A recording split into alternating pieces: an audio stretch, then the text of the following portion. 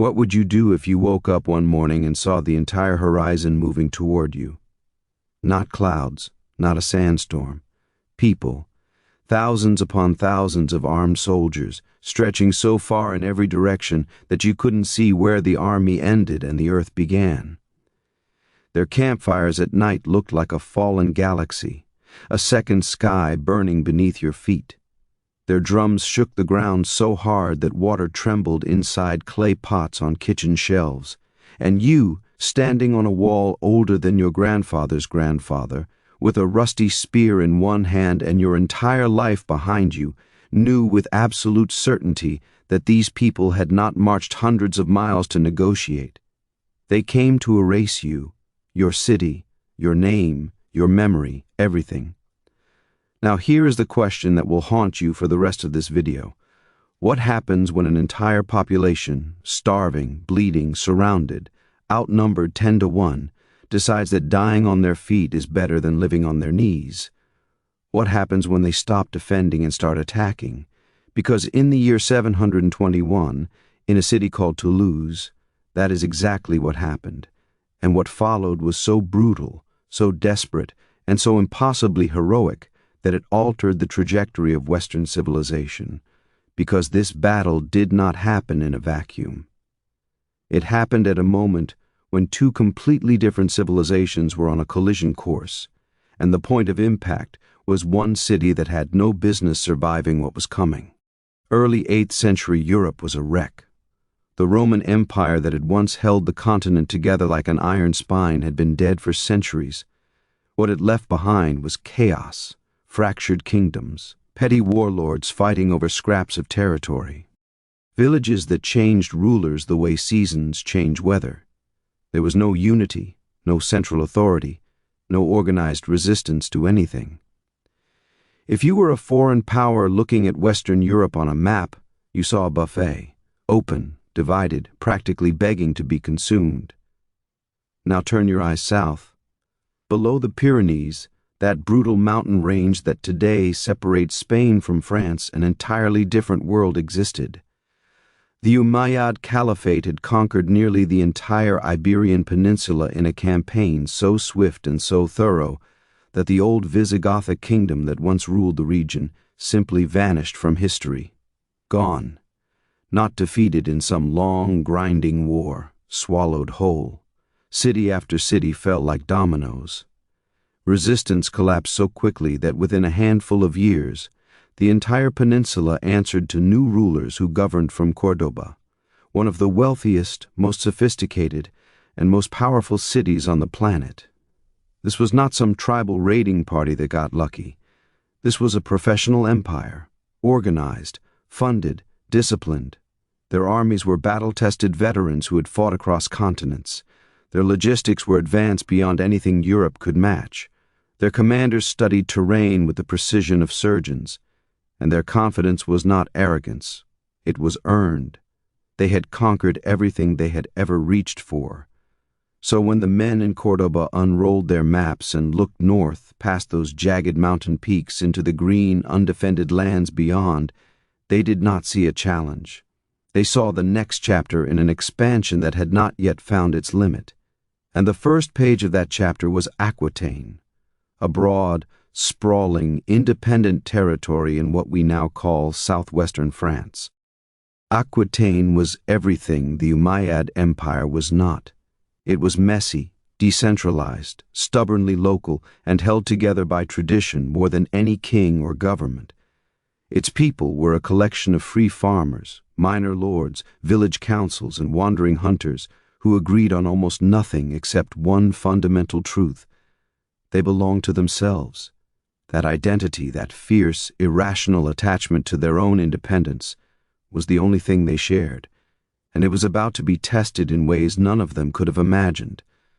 At the heart of Aquitaine sat the city of Toulouse, ruled by Duke Odo. History would eventually grant him the title Odo the Great, but in the early months of 721, there was nothing great about his situation. He was a regional leader with limited resources, surrounded by larger and more powerful neighbors who viewed Aquitaine as either a buffer zone or a future acquisition. To the north, the Frankish kingdoms watched with cold calculation. To the south, the Umayyad Empire watched with something worse, intent. Odo had seen the signs for years, the slow, grinding buildup of pressure along the Pyrenees. Merchants returning from Iberia carried whispered warnings about military preparations in garrison towns. Scouts reported unfamiliar patrols probing the mountain passes.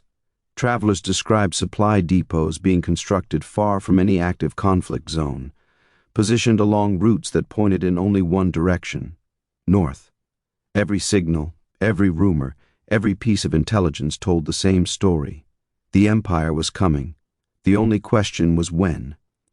In Cordoba, the governor of the Iberian territories approached the coming invasion with the cold efficiency of an engineer planning a construction project. He studied topographical reports of every mountain pass. He analyzed estimates of Aquitaine's fighting strength and found them wanting. He mapped the political fractures within the territory and identified which lords might be bought, which might flee, and which would need to be destroyed. His conclusion was clinical, almost mathematical. A disciplined force of sufficient size, applied against an isolated target with no credible allies, would produce a predictable outcome. Toulouse would fall, Aquitaine would fragment, the northern frontier would be secured. So he issued the order, and across Iberia, the vast machinery of imperial war began to move. Cavalry units assembled from the sun-baked plains near Seville. Archers converged from eastern garrison cities. Infantry marched in from every corner of the peninsula.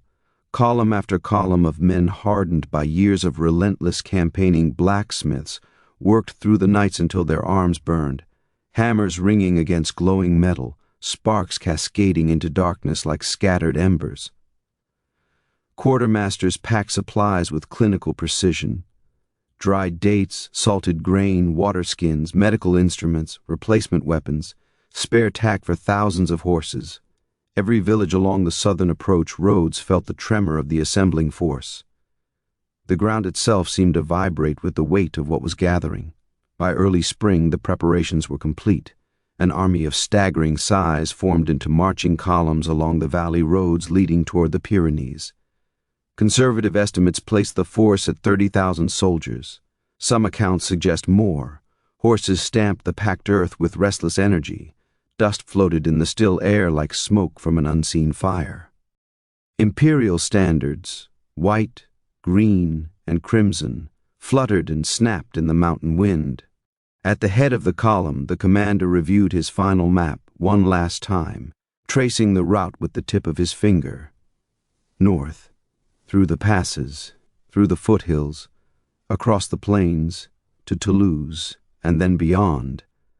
The news reached Toulouse at sunset.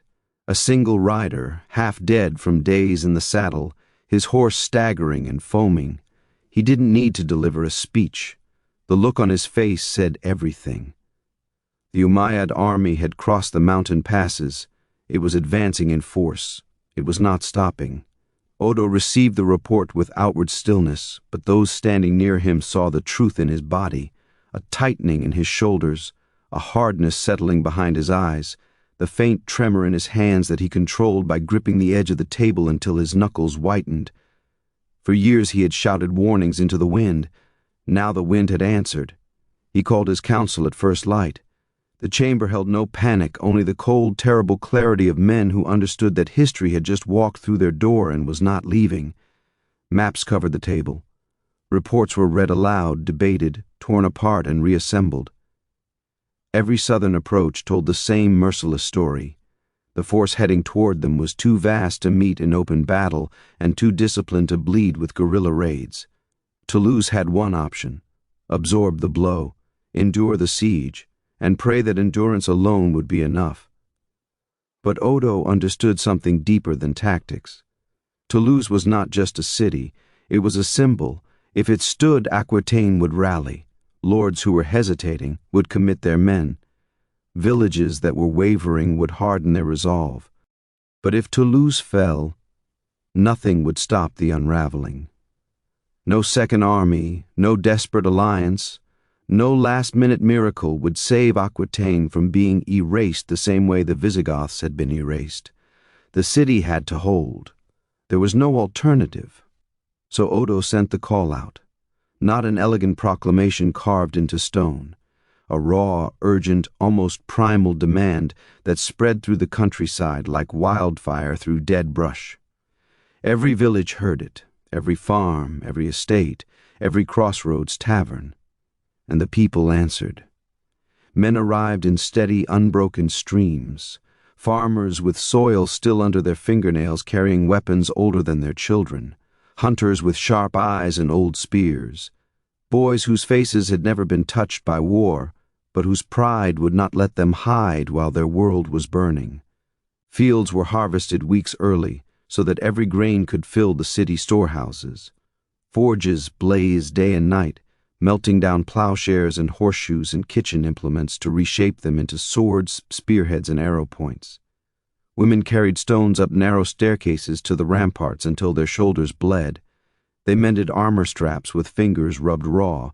They packed salt and dried meat into containers and stacked them in cellars like they were building the walls of a second city underground. Toulouse stopped being a place people lived in.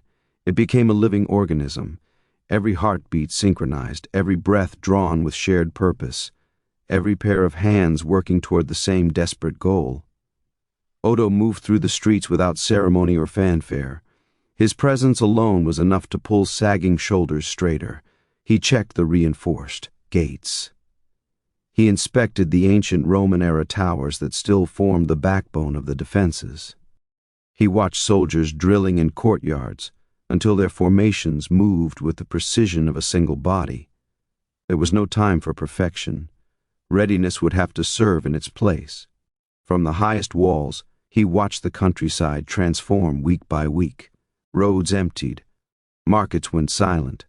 The last merchant caravans disappeared. Only scouts returned, cloaked in dust and grim-faced, each one confirming the same reality. The enemy was close, organized, confident, and closing fast. Then, one cold morning, a murmur rippled through the watchtowers. It passed along the walls like a chill, spreading until even the smallest children carrying water buckets felt it and stopped. The southern horizon had changed. It was darker, denser, moving, not weather, soldiers, columns of infantry stretching further than the eye could follow, cavalry formations shifting across the plain like dark currents in a flooding river, banners rising and falling in rhythmic waves. The Umayyad army had arrived. From the ramparts, the people of Toulouse watched the shadows settle across the land. No one screamed, no one panicked. A suffocating, almost sacred silence descended over everything, as the sheer, incomprehensible scale of what they faced carved itself into their understanding. The storm that Odo had warned about for years was no longer a prediction. It was standing at their door. That first night destroyed any remaining illusion of safety. The enemy campfires burned in precise geometric rows, thousands of them stretching to the horizon, casting an orange glow that seemed to press against the walls like heat from an open furnace. From inside the city you could hear the sounds of the camp, the rhythmic clatter of equipment being organized, the low murmur of tens of thousands of voices, the steady, disciplined cadence of an army settling into position with the calm certainty of a predator that knows its prey cannot escape. By dawn, the plains had been transformed into a military city of their own, tents in flawless rows, supply corridors guarded by armed sentries, timber observation towers rising above the camp like skeletal fingers. Everything about the Umayyad position communicated the same message. We are not leaving. You are not escaping. This ends when we decide it ends. Inside Toulouse, the pressure thickened until it was almost physical. Odo walked the inner streets before sunrise, studying faces. No one cried, but the silence was heavier than weeping. Mothers tied protective charms around their children's wrists with trembling hands. Old men sharpened tools never designed for killing.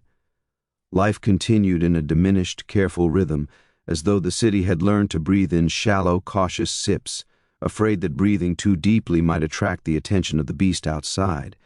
Then the Umayyads made their first move. Not an assault, something more calculated, more psychologically devastating. Cavalry units fanned across the countryside and methodically sealed every road leading in or out of Toulouse. Watchfires appeared on every surrounding ridge. Patrols circled the city in silent, sweeping arcs day and night without interruption. The message was absolute and inarguable. No one enters, no one leaves, no messenger gets out, no reinforcement gets in. Toulouse was now a sealed container, an island surrounded not by water but by 30,000 soldiers who had all the time in the world. The first assault hit without preamble. A curtain of arrows erupted skyward, so dense it seemed to stain the sky black. Defenders threw themselves behind stone as thousands of iron-tipped shafts hammered into the battlements with savage, percussive force that rattled teeth and shook dust from ancient mortar. Behind that murderous rain came the siege screens, enormous wooden panels shielding entire squads of soldiers who advanced step by measured step toward the base of the walls. Then the battering rams. Massive timber beams slung beneath iron-plated roofs, pushed by dozens of men whose footsteps fell in unison like a mechanical heartbeat. The first blow against the main gate sent a shockwave through the entire city. The impact echoed off buildings 3 streets deep. The massive wooden beams of the gate groaned like a wounded animal. Splinters burst inward like shrapnel. On the parapets, siege ladders slammed against the stone. Enemy soldiers swarmed upward 3 and 4 abreast, meeting defenders who fought back with spears, axes, boiling pitch, hurled stones, and their bare hands when everything else was spent. Men grappled on walkways barely wide enough for 2, slipping on blood, stumbling over the fallen, screaming in languages neither side understood but both felt in their bones. Day after day the assault continued in waves. Each morning brought a fresh attack from a new angle. Each night brought the sound of the enemy repairing, rebuilding, reinforcing. By the second week, Toulouse was being crushed from the inside out. Food supplies dwindled to desperate levels. Bread was cut so thin you could see through it. Water was rationed in careful, measured portions. Families made meals from scraps that would have been fed to animals a month earlier. The defenders on the walls looked 10 years older than they had at the start. They moved with the stiff, brittle caution of men whose bodies had been pushed past the point of recovery, and outside, the enemy only grew stronger. New siege engines appeared, massive, iron-reinforced machines that hurled carved stone slabs with enough force to crack foundations and send tremors through the city's wells. Cracks spread through the outer walls like veins in aging skin. Then came the sappers, small teams burrowing under the foundations in blind spots the defenders could not reach. This was the most terrifying phase. Invisible warfare. You could not see the enemy. You could not fight them. You could only stand on the wall and feel the ground beneath your feet growing less solid with every passing hour, knowing that somewhere below men were digging your grave. On the 10th day, the siege stopped being a slow suffocation and became an execution. Before sunrise, a roar of mass movement rolled across the plains, thousands advancing simultaneously. The assault came from every direction at once. Sappers detonated charges beneath the western wall, shifting entire sections of foundation. 3 rams struck the main gate in coordinated succession, each impact buckling the structure further inward. Infantry stormed the eastern parapets and poured over the top. On the southern wall, enemy fighters secured an actual foothold on the battlements. Defenders were pushed back. For one horrifying, eternal moment, it looked like the end. Odo sprinted across the ramparts with a ferocity that defied his exhaustion. He reached the breach just as enemy soldiers spilled over the wall. The defenders closed around him like a clenched fist and struck back with everything left in their bodies, driving the intruders backward inch by savage inch until the ladder beneath them cracked and collapsed, sending a cascade of armored bodies into the dust below. When darkness finally fell, the Umayyad drums signaled withdrawal, not defeat, a calculated pause to reset for the kill. Toulouse did not celebrate. There was nothing left to celebrate with. Men collapsed against the blood-stained walls. Women dragged water to soldiers who could barely lift their heads. Every heartbeat felt stolen from the edge of oblivion. And Odo, standing alone on the highest tower, staring at the glowing expanse of the enemy camp, understood with the clarity of a man who has accepted his own death that if he waited for the next assault, Toulouse would cease to exist. The walls were fracturing in multiple places. The gate was one solid strike away from failure.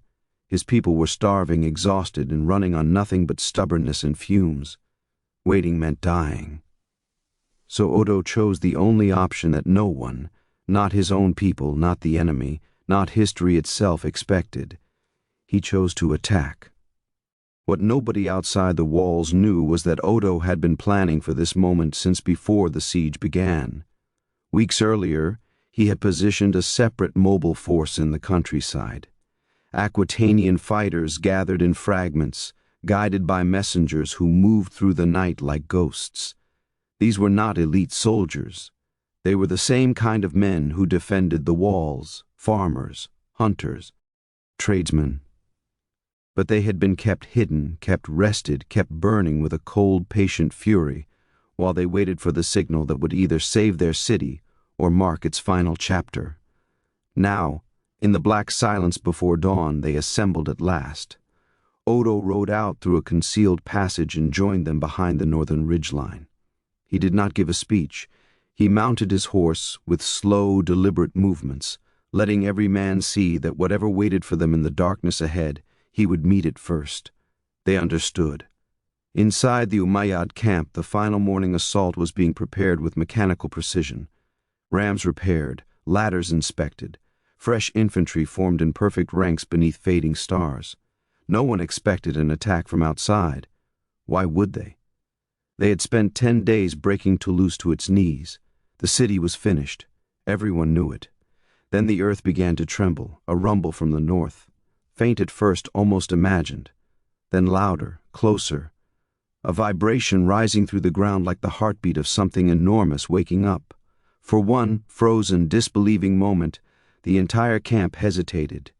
And in that single moment of hesitation, Odo and his hidden army came screaming over the ridge at full gallop, smashing into the Umayyad flank with the force of a landslide. The impact was catastrophic.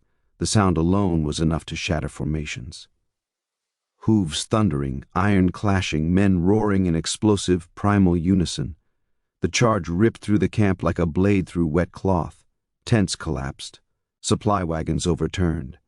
Officers screamed orders that were instantly swallowed by the roar of chaos. The trenches the Umayyads had dug to strangle Toulouse now trapped their own soldiers. The siege engines became barricades blocking their own retreat.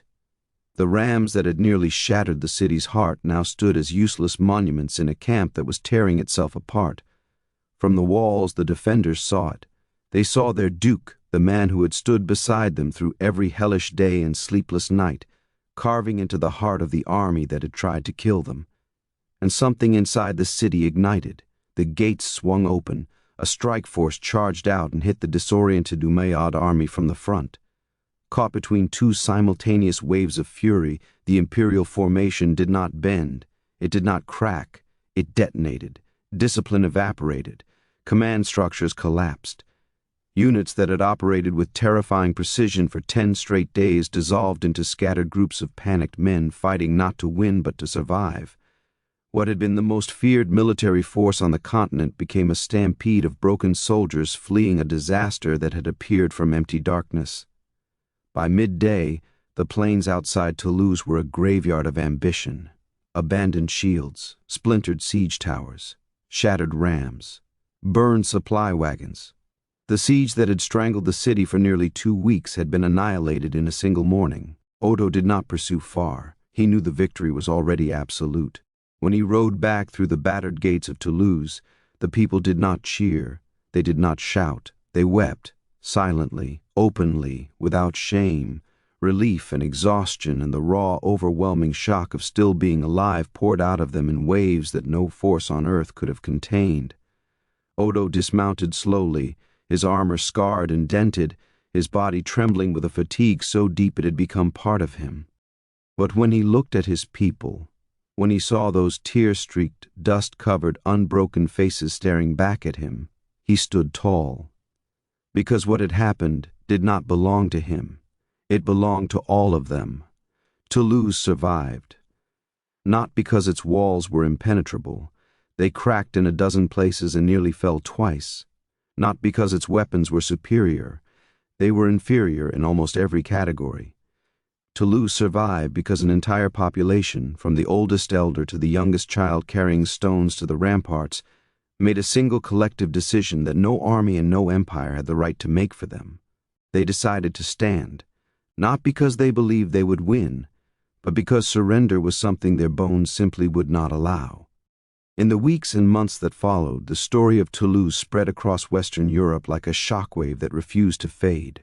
Merchants carried it over mountain passes into kingdoms that had never heard the city's name. Soldiers whispered it in garrisoned towns from the Rhine to the Atlantic. Lords and commanders analyzed it with a mixture of awe and unease, understanding that something fundamental had shifted. The most powerful military force of its era had been stopped, not by a rival empire, not by superior technology, by a single city full of ordinary people who refused to disappear. And in Toulouse itself, the legacy settled into quiet, permanent places, into the cracks in old walls that children traced with their fingers, learning that scars were not signs of weakness but evidence of survival, into the stories that elders told around low fires on winter nights, their voices worn thin by age but carrying a pride that time could not diminish, into the way the people looked at their duke and saw not a legend carved from marble, but a man made of the same flesh and doubt and fear as any of them, a man who simply chose not to let that fear win. The Battle of Toulouse did not build an empire. It did not end all wars. It did not remake the world in a single dramatic stroke. But it accomplished something far rarer and far more enduring.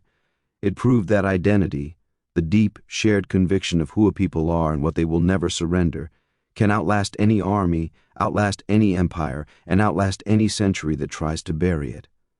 Now, if this story grabs something deep inside you and refuses to let go, I need you to do one thing. Hit that like button right now. Not later. Right now.